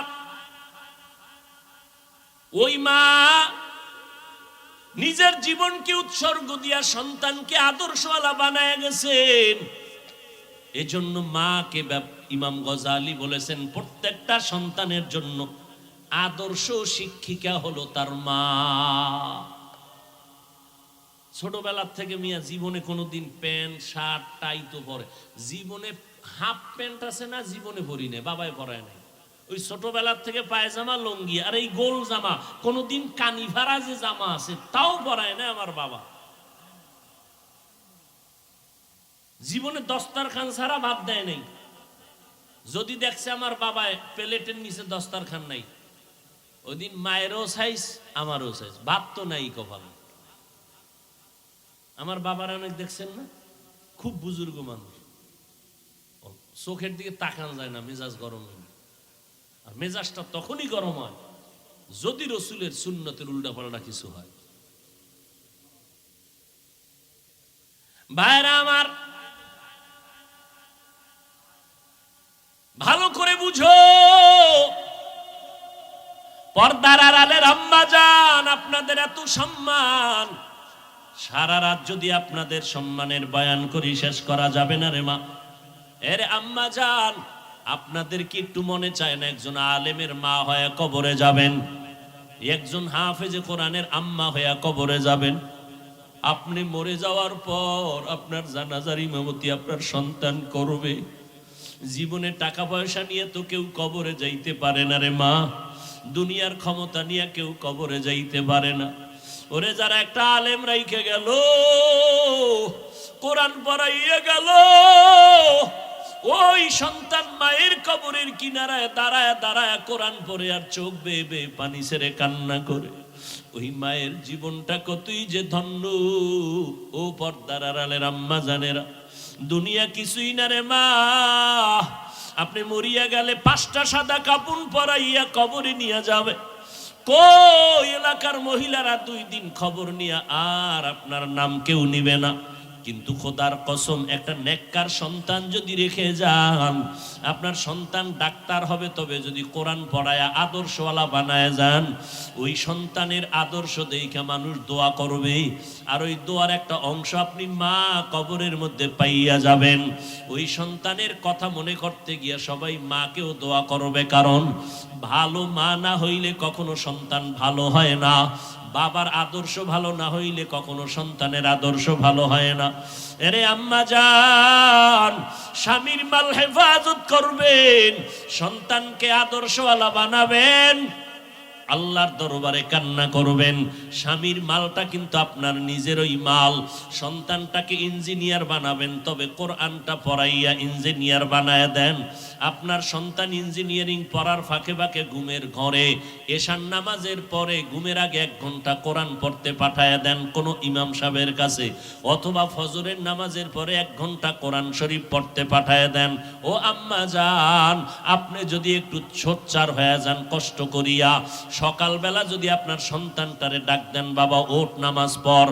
আমার নবী তো তাবিজটা দিয়ে গেছেন 1500 বছর আগে, 7 বছর হইলেই মা বাবা সন্তানটারে নামাজের মুসাল্লায় দাঁড় করাও, 10 বছর হইলে শাসন করিয়া লাগলো নামাজ পড়াও।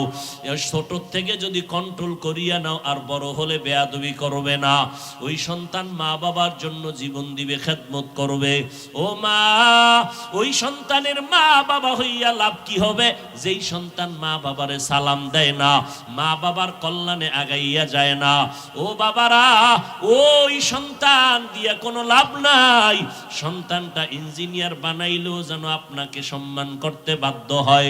আপনি ছোট থেকেই সন্তানকে আদর্শওয়ালা বানায় দেন, স্বামীর মাল হেফাজত করেন।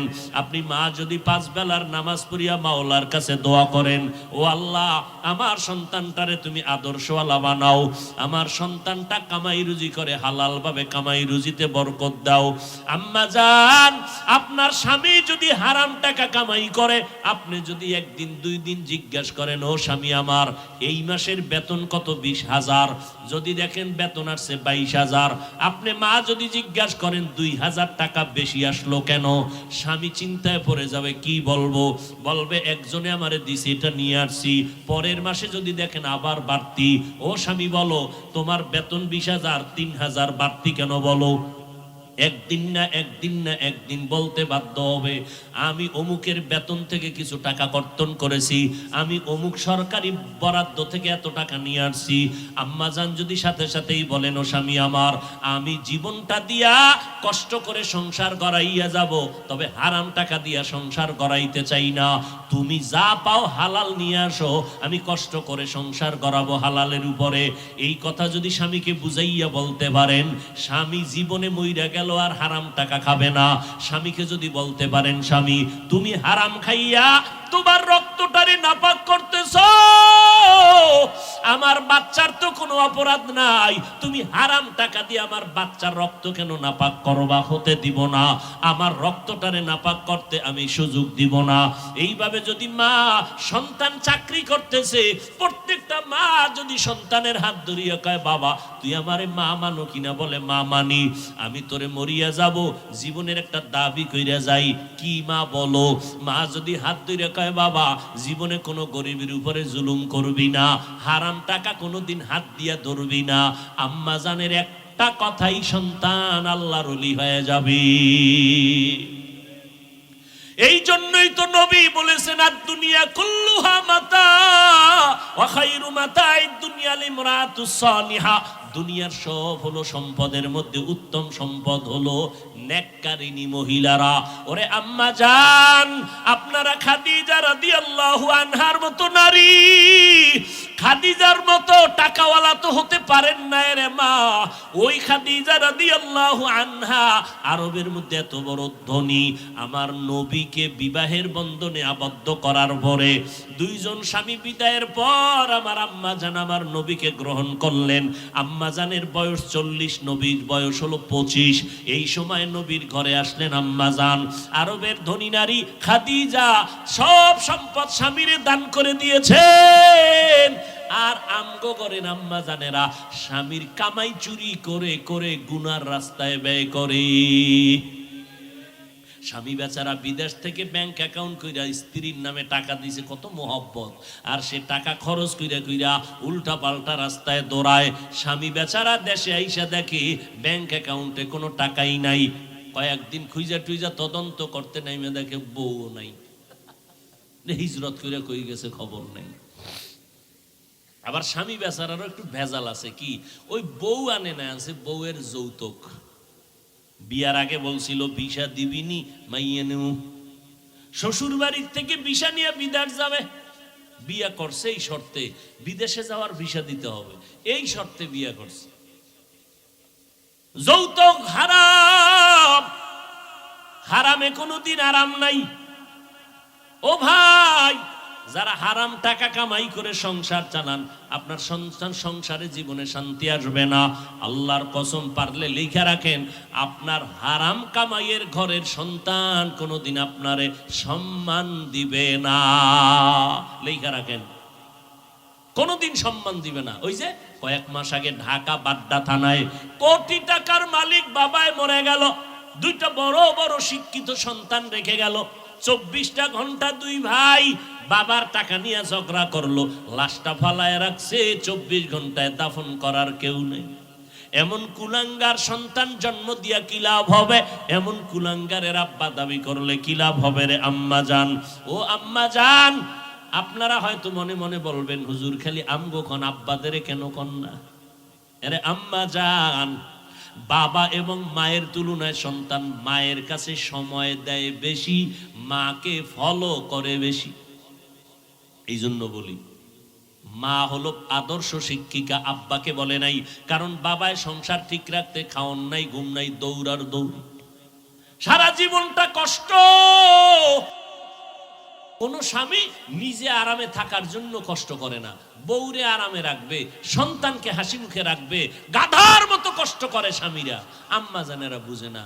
যদি বুঝতো তাহলে পানির গেলাস নিয়ে দাঁড়ায় বলতো, আসো ঘরে আসছো, ঘাম মুছাইয়া দিত আর পানির গেলাসটা দিয়ে দিত।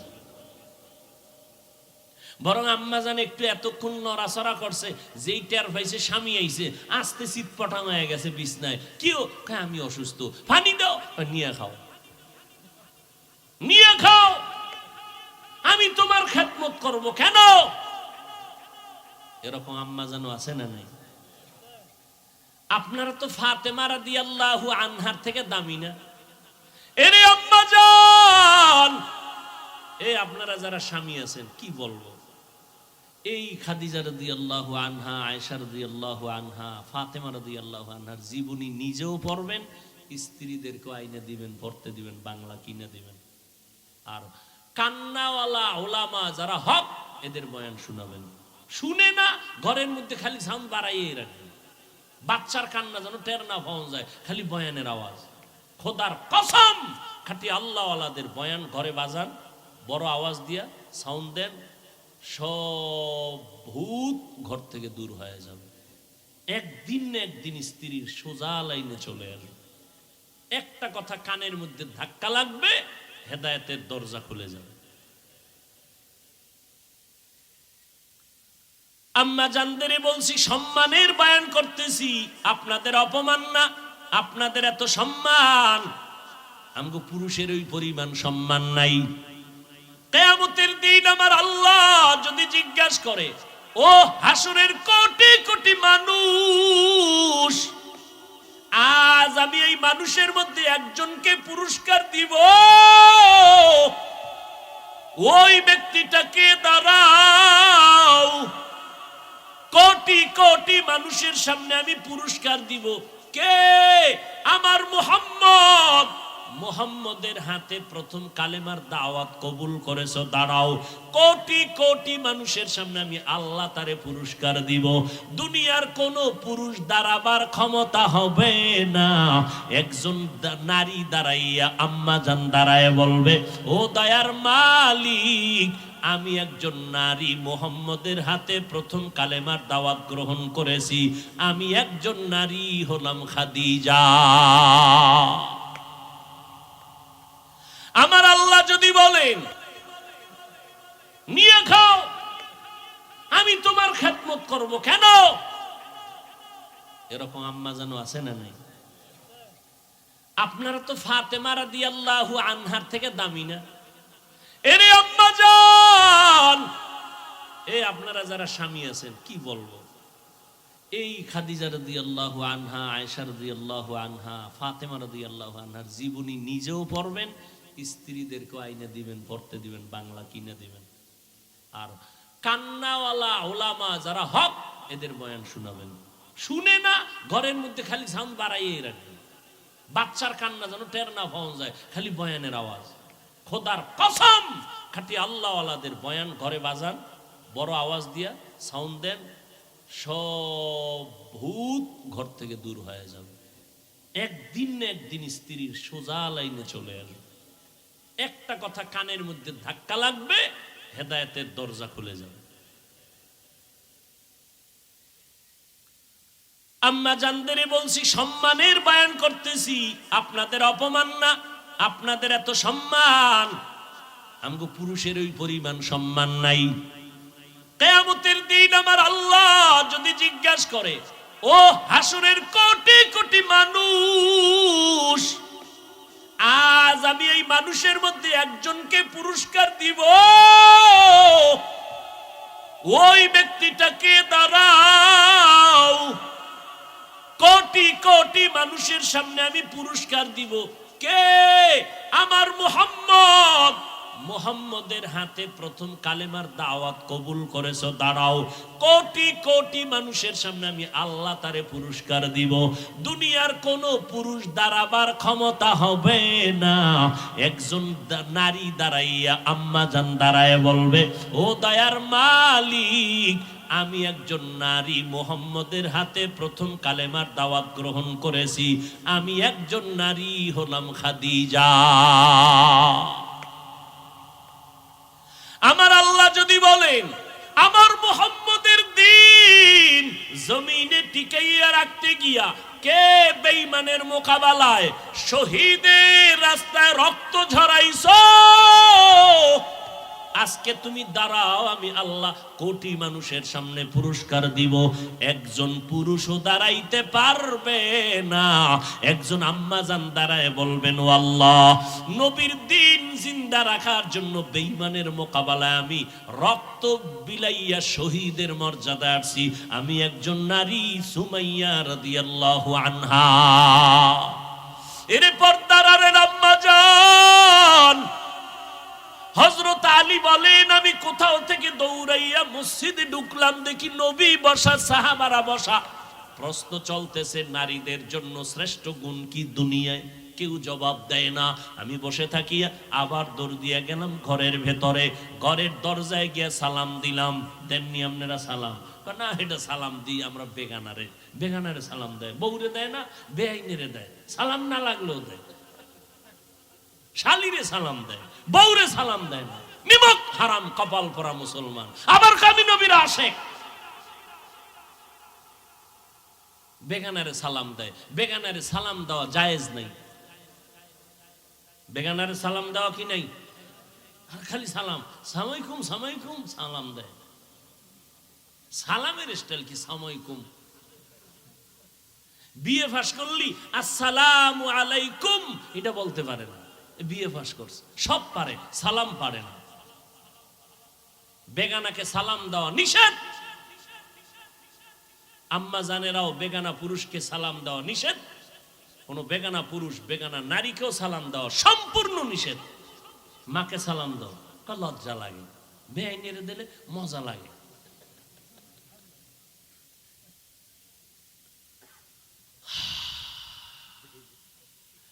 ও আল্লাহর বান্দারা, হযরত আলী বলেন, আমি ঘরের দরজায় গিয়ে সালাম দিয়েছি, আসসালামু আলাইকুম ইয়া আহলাল বাইত। ঘর থেকে জবাব, ওয়া আলাইকুমুস সালাম। জানা থাকলে বলবেন কে সালামের জবাব দিছে? ফাতেমা রাদিয়াল্লাহু আনহা। দরজার সামনে কে? আরে ভেতরে না ফাতেমা, বাইরে কে? হযরত আলী। আলীর ঘাম ঝরতেছে। ফাতেমা রাদিয়াল্লাহু আনহা কেমন মহিলা! গ্রামে একটা প্রবাদ আছে না, সংসার ধন্য হয় রমণীর গুণে আজ গোটা দুনিয়াতে রসুলের বংশধারা এখনো জিন্দা আছে ফাতেমার মাধ্যমে। ফাতেমার মাধ্যমে। এরে আম্মা জানেরা, ফাতেমাকে আলী দেখতেছেন হাতে ময়লা লাগানো, কাজে ব্যস্ত। যেই ঘরের মহিলারা সংসারে কাজ করে না তাদের সংসার উন্নতি হয় না, কপাল ভুইরা যায়। ও পর্দার আড়ালের মা, নিজের সংসার নিজে গড়াইবেন, কাজের মাইয়া বলারে দিয়ে সব কাজ করাইবেন না রে আম্মা, বরকত হবে না। কেমনে কইতাম এত কথা ওয়াজে কওয়া যায়? আম্মা জান আপনার কাপড় চুপুর, আব্বা জানের কাপড় চুপুর কাজের লোক দিয়া ধুইতে দিবেন না, বরকত থাকবে না। ও কেমনে বলি, এরে আম্মা জান, ফাতেমা নিজের হাতে চাকা ঘুরাইয়া আটা বের করে, নিজ হাতে রুটি বানায়। আর আম্মা জান খালি কয় আমি অসুস্থ। আল্লাহ একা যখন কইতি আছো বাড়াইতেই থাকি, পয়েন্ট খালি বাড়তি আছে। ডায়াবেটিস কত? কয় 28, এরপরে কয় 35। কাম করব না, টাকার বাহাদুরি। কাজের লোকে বাথরুমে গেলে পরিচ্ছন্ন হয় কিনা, অজু করে কিনা খবর নাই, ও যা খাওয়াবি দেখে।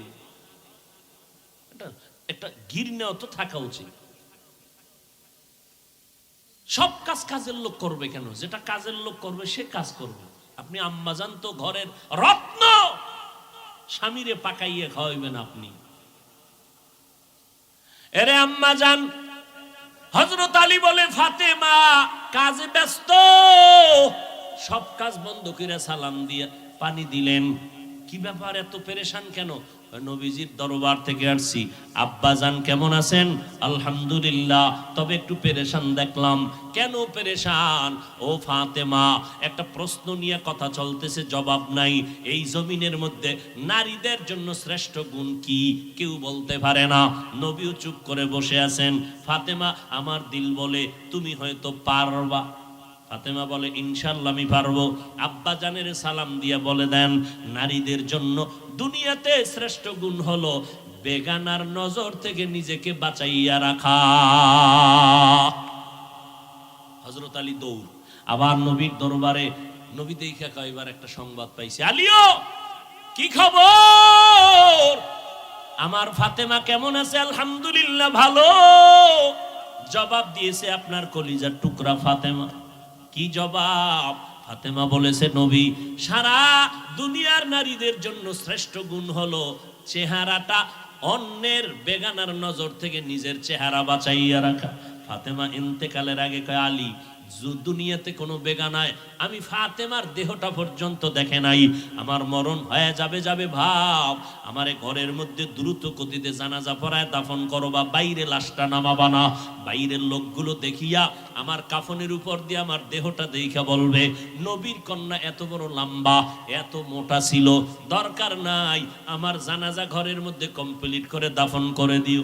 এরে আম্মা জান, আপনারা তো ফাতেমা রাদিয়াল্লাহু আনহার মতো নারী, ফাতেমা যদি পারে আপনি কেন পারবেন না? পারার পরেও দেখেন ফাতেমার উপরে কেমন হুঁশিয়ারি সংকেত। আলান নবিয়্যু সাল্লাল্লাহু আলাইহি ওয়াসাল্লাম ইয়া ফাতেমাতু আনকিজি নাফসাকে মিনান নার।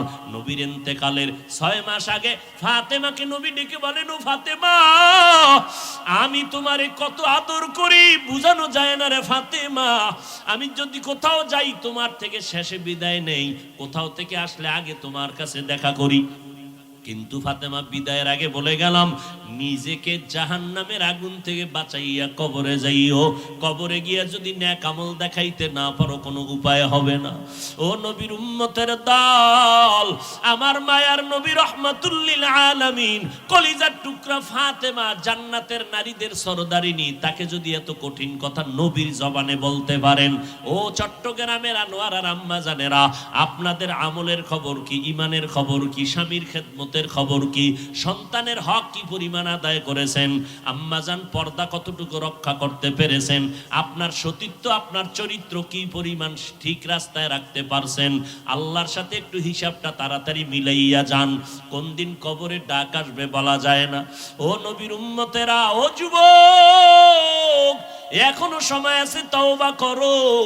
স্কুলে পড়ো, কলেজে পড়ো, চাকরি করো, তবে আর নামাজটা ছাড়িও না রে বাবা। মা বাবার দোয়া নিয়ে সামনে আগাও। জীবনে যদি ভুল করিয়াও থাকো, এখনো সময় আছে, তওবা করো। আল্লাহর মোহাব্বত নিয়ে চলো। আজকে তোমার মতো স্বাধীন চিন্তা করিয়া যদি আমি Hafizur Rahman pant shirt tie লাগাইয়া রাস্তায় চলতাম, কেউ আমারে বাধা দিত না। টুপিটা মাথায় দেওয়ার কারণে মাথা গরম লাগে, এরপরও কেন টুপি ফালাই না? দাড়ির কারণে যৌবনের ভাব চলে যায়, তারপরও কেন দাড়ি ফালাই না? লম্বা জামার কারণে শরীরটা গরম লাগে, তারপরও কেন ফালাই না? ও বাবা, এই টুপি দাড়ির কারণে কত মানুষ আমারে গালি দেয়, এরপরও কেন এই রাস্তা ছাড়ি না রে বাবা? শীতের মধ্যে ঠান্ডা পানি দিয়া ফজরের নামাজটা পড়তে ওযু বানায় কত কষ্ট, এটা আর বলার ভাষা নাই, এরপরও কেন নামাজ ছাড়ি না রে বাবা? একটাই কারণ, আল্লাহর নবীর হাতে গড়া সাহাবায়ে কেরাম জান্নাতের টিকিট পাইছেন আবু বকর সিদ্দিক, এরপরও নামাজে দাঁড়াইয়া দাঁড়াইয়া কান্না করতেন সারাটা জিন্দেগি। ওমরে ফারুকের মতো বান্দা জান্নাতের টিকিট পাইয়াও জীবনটা ভর কান্না করে গেলেন জাহান্নামের আযাবের ভয়। এমনকি আপনার আমার নবী, যে নবীর কোনো গুনাহ নাই, জিন্দা নবী, হায়াতুন নবী, আজও মদিনাতুল মুনাওয়ারা রওজা পাকের মধ্যে নবী জিন্দা উম্মতের খবর নিতেছেন। যেই নবী এত জীবন কষ্ট করলেন, উম্মতের সারিয়া আসমানে যান নাই, ওই নবী আম্মা জান আয়েশা বলেন, দেখি আমার রুমের মধ্যে বসে বসে কান্না করেন। আম্মা জান আয়েশা বলে, নবী কেন কাঁদেন? আমি আয়েশা কোনো বেয়াদবি করে ফেললাম নাকি? নবী কয়, না রে আয়েশা, তুমি বেয়াদবি কেন করবা? আম্মা জান আয়েশা বলেন, নবী আমার বয়স তো অনেক কম, আমার বেয়াদবি অজান্তে হতে পারে। আমার 6 বছর বয়সে আপনার সাথে বিয়ের বন্ধন হইল, 9 বছর বয়সে আমি আয়েশা আপনার ঘরে আসলাম। আম্মা জান আয়েশার 18 বছর যখন বয়স, তখন আমার নবী দুনিয়া থেকে বিদায় হয়ে চলে গেলে। ও আম্মা জানেরা, মাত্র আম্মা জান আয়েশা নবীর ঘর করেছেন 9 বছর। 18 বছরের একজন নারী আম্মা জান আয়েশা, বেশি বয়স হয় নাই, নবীর ঘর করলেন মাত্র 9 বছর। এই 9 বছরে 18 বছরের নারী আম্মা জান আয়েশা নবীর বরকতে স্বামীর খেদমত করে কি পাইলেন জানেননি? আম্মা জান আয়েশা বলেন, 6 বছরে বিয়া হয়ে গেল, 9 বছর বয়সে নবীর ঘরে আসলাম, বাকি 9 বছর নবীর ঘর করে 18 বছরে নবী বিদায়। আল্লাহর শুকর, ওই 9 বছরে আমি আয়েশাকে আল্লাহ এত ব্রেন দান করেছেন, আমি 2000-এর উপরে হাদিসের হাফেজা হয়ে গেছি। আর শুধু তাই না, আমার নবী আমার জন্য এমন দোয়া করিয়া গেছেন, ওই আরবের যত বড় বড় বড় বড় সাহাবায়ে কেরাম কঠিন কোন মাসআলায় যদি আটকাইয়া যাইতেন, আমি আয়েশার কাছে যদি আসে, আয়েশা এমন একটা সমাধান দিয়ে দিতেন, বড় বড় সাহাবায়ে কেরামের মাসআলা হল হয়ে যাইত। ও আম্মা জান আয়েশা 18 বছর বয়স, 9 বছর ঘর করিয়া 2000-এর উপরে হাদিস তার মুখস্থ হয়ে গেল। অথচ কপাল বুঝি খারাপ, আম্মা জানেরা মাওলার কোরআন শরীফটাও পড়তে পারলেন না। কোরআনটা পড়বেন ফজরের পরে সূরা ইয়াসিন, জোহরের নামাজের পরে সূরাতুর রহমান তেলাওয়াত করবেন, আসরের নামাজের পরে আম্মা ইয়াতাসাআলুন, মাগরিবের নামাজের পরে সূরা ওয়াকিয়া তেলাওয়াত করবেন, এশার নামাজের পরে সূরা মুলুক তেলাওয়াত করবেন। আপনার ঘর ফেরেশতারা পাহারা দিবে, আপনার ঘরে কোনোদিন চোর ডাকাত আসবে না, আপনার স্বামীর কামাই রুজিতে কোনোদিন অভাব লাগবে না। সূরা ইয়াসিনটা পড়া ভুলিয়েন না রে আম্মা জান। কপাল খারাপ, দুনিয়ার সব কিছুই শিখলেন, কোরআন পড়া শিখলেন না। আমি ছোটবেলার থেকে বলতেছিলাম, ভুলে গেছিলাম, আম্মা জান আমাদের গজল শিখাইতেন, আম্মা জান আমাদের কোরআন পড়া শিখাইছেন। ও পর্দার আড়ালের আম্মা জান, কেন কোরআন শিখলেন না রে মা? কোরআনের মতো আর এত মধুর তেলাওয়াত কই পাইবেন? ও পর্দার আড়ালের আম্মা জান, ওই আম্মা জান আয়েশার মতো আপনারাও নারী।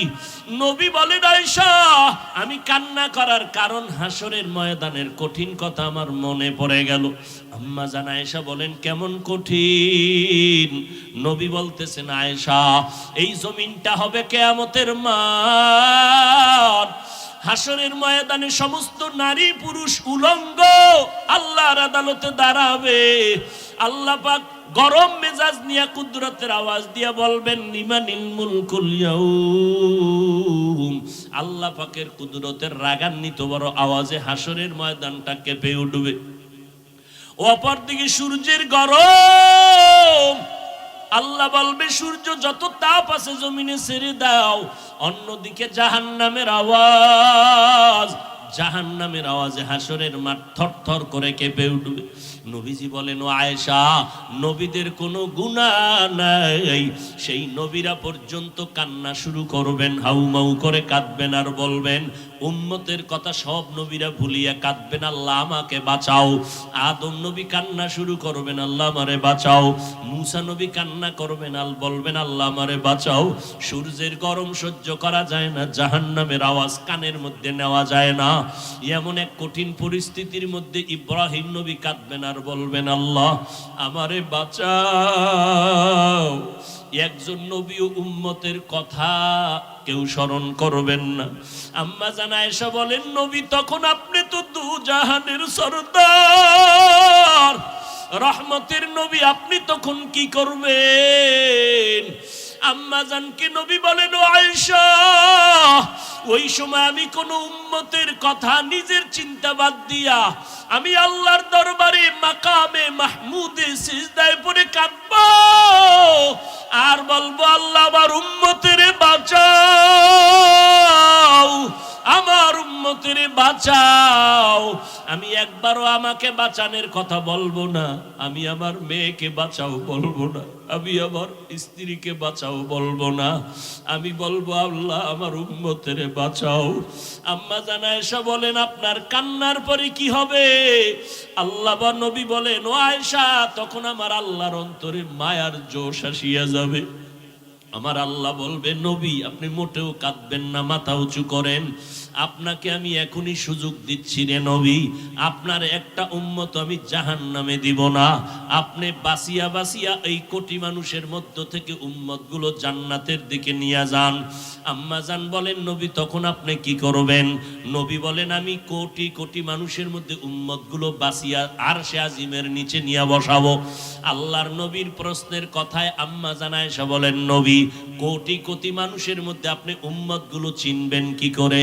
আল্লাহর নবী বলেন ও আয়েশা দুনিয়াতে আমার উম্মতেরা পাঁচ বেলার ওযু বানাইয়া যারা নামাজ আদায় করত, কিয়ামতের দিন ওই ওযুর অঙ্গগুলো নূরের আলোর দ্বারা ঝলমল করতে থাকবে। আমি নবী দেখে দেখে ধরে ধরে জান্নাতের দরজায় নিয়ে যাব। কিন্তু নবী নিজে নিয়া কাউসারের পানি নিজের হাতে পান করাবেন লাইনে দাঁড় করায়া। হঠাৎ দেখবে একটা পর্দা পড়িয়া গেছে, উম্মত পর্দার বাইরে। হঠাৎ নবী দেখে বলবো ফেরেশতা আমার উম্মত এখনো লাইনে দাঁড়ানো, পর্দা ফালাইলা, কাউসারের পানি কি দিব না? ফেরেশতারা বলবে নবী এই উম্মতগুলো আসলে আপনার দাবি করলো, আসলে হাকিকতে আপনার দুশমন। এরা আপনার উম্মত দাবি করিয়া নামাজ পড়ে নাই, আপনার উম্মত দাবি করত হালাল খায় নাই, আপনার উম্মত দাবি করিয়া পর্দা করে নাই, বরং আপনার সুন্নতের জবাই করত। ওলামায়ে কেরাম পায়ে ধরিয়া বলার পরও তারা সঠিক পথে চলে নাই। নবী রাগান্বিত হইয়া বলবেন সোহকান সোহকা, এ আমার উম্মতেরা তোমরা তাড়াতাড়ি ভেগে যাও, আমি আজকে তোমার এই কর্মকাণ্ডে স্বীকার করে নিলাম আমি তোমার নবী না, তোমরা আমার উম্মত না। ও এলাকার মুসলমান যুবক ও বৃদ্ধ বাবাজি ও পর্দার আড়ালের আম্মা জান, আল্লাহর নবী যখন বলবে ভেগে যাও, ওই কাতারে না জানি আমি পড়িয়া যাই। যদি আমি পড়িয়া যাই জাহান্নামের আগুন ছাড়া কিছুই হবে না রে বাবা। দুনিয়ার গরম সইতে পারো না, জাহান্নামের গরম কেমনে সহ্য করবা? ও যুবক আমি বলি না তুমি আমাগো মতো হুজুর হও, স্কুল কলেজে চাকরি ব্যবসা করে নামাজটা ছাড়িও না। বলবা কেমনে পারি? একটু নজর করে দেখো তোমার মতো কত যুবক নামাজ পড়ে, স্কুলে পড়ে, অভাব নাই। একটু নিজেরে বুঝাও তুমি কেন পারবা না? ও পর্দার আড়ালের মা বোনেরা, আপনাদের মতো মা এখনো এলাকায় ঘুরলে দেখবেন 5 ওয়াক্ত নামাজির অভাব নাই। এমনকি ভোর রাত্রে উঠিয়া তাহাজ্জুদের নামাজটাও তারা আদায় করে। ও বোনেরা, ও যুবকেরা, তোমার মতো যুবক রাস্তায় গাড়ি চালায়, নামাজ ছাড়ে না, নদীর মধ্যে মাছ ধরে, নামাজ ছাড়ে না। বলো বাবা, তুমি কেন পারবা না? তোমার উপরে বুঝি আমার আল্লাহ বেজার। আমার আল্লাহ বেজার হওয়ার কারণে তোমার আজকে কোনো বয়ানেও দিলটা নরম হয় না। মোনাজাতে দেখো কত মানুষের চোখে পানি, কত যুবক কাঁদে, তোমার চোখে কেন পানি আসে না রে বাবা? আল্লাহর কাছে এখনো সময় আছে, তওবা করো। আল্লাহ তওবার দরজা দিয়ে ডাকতেছেন, বান্দা জীবন ভর যত অন্যায় করেছো তোর মা জানে না, আমি আল্লাহ জানি। তোর মা বাবায় খবর জানে না তুই কত গুনাহ করছো, আমি আল্লাহ সব জানি। জানার পরেও খানা বন্ধ করি নাই, পানি বন্ধ করি নাই, বরং আমি আল্লাহ ডাকতেছি, তওবা কর, আমি আল্লাহ তোর জীবনের গুনাহ মাফ করে দিব। ও যুবকেরা, বৃদ্ধ বাবাজি, পর্দার আড়ালের মা বোনেরা, আজকে থেকে আমার মাওলাকে মনে মনে ডাকো আর বলো, আল্লাহ এই জীবনে অপরাধ করলাম, আজকে থেকে আর নামাজ ছাড়বো না, বেপরদায় চলবো না, মা বাবারে কষ্ট দিব না, ওলামায়ে কেরামের বিরোধিতা করে গুনাহগার হব না, নবীর সুন্নাত অনুযায়ী চলবো, 5 ওয়াক্ত নামাজ পড়বো, কোনো মানুষের উপরে জুলুম করব না, জবান দিয়া গীবত শেকায়েত মিথ্যা কথা গালাগালি করব না, ওলামায়ে কেরামের দোয়া নিয়ে চলার চেষ্টা করব, নবীর তরিকা মতে ব্যবসা বাণিজ্য লেখাপড়া করব। তওবা করার যদি নিয়ত হয়, মুনাফিকি যদি না থাকে, খাঁটি তওবার নিয়তে দুটো হাত আল্লাহকে দেখাইয়া দাও, আল্লাহ হাতগুলো কবুল করে নেন, তওবা কবুল করে নেন, তওবার উপরে মজবুত হইয়া চলার মতো তৌফিক দান করেন, আমিন। আলহামদুলিল্লাহি রাব্বিল আলামিন, ওয়াসসালাতু ওয়াসসালামু আলা সাইয়্যিদিল আমবিয়াই ওয়াল মুরসালিন ওয়া আলা আলিহি ওয়া আসহাবিহি আজমাইন। ইয়া আরহামার রাহিমিন, ইয়া আরহামার রাহিমিন, ইয়া আরহামার রাহিমিন, রব্বিরহামহুমা কামা রব্বায়ানি সগীরা। আল্লাহুম্মা ইন্না নাসআলুকা রিযাকা ওয়াল জান্নাহ ওয়া নাউযু বিকা মিন সাখাতিকা ওয়ান নার। আল্লাহুম্মা ইন্নাকা আফুউন কারীম তুহিব্বুল আফওয়া ফা'ফু আন্নি। ও দয়ার মালিক, গুনার বোঝা মাথায় নিয়ে আপনার দরওয়াজায় হাত তুলেছি, মেহেরবানি করে আমাদের জীবনের সব গুনাহগুলো মাফ করে দাও।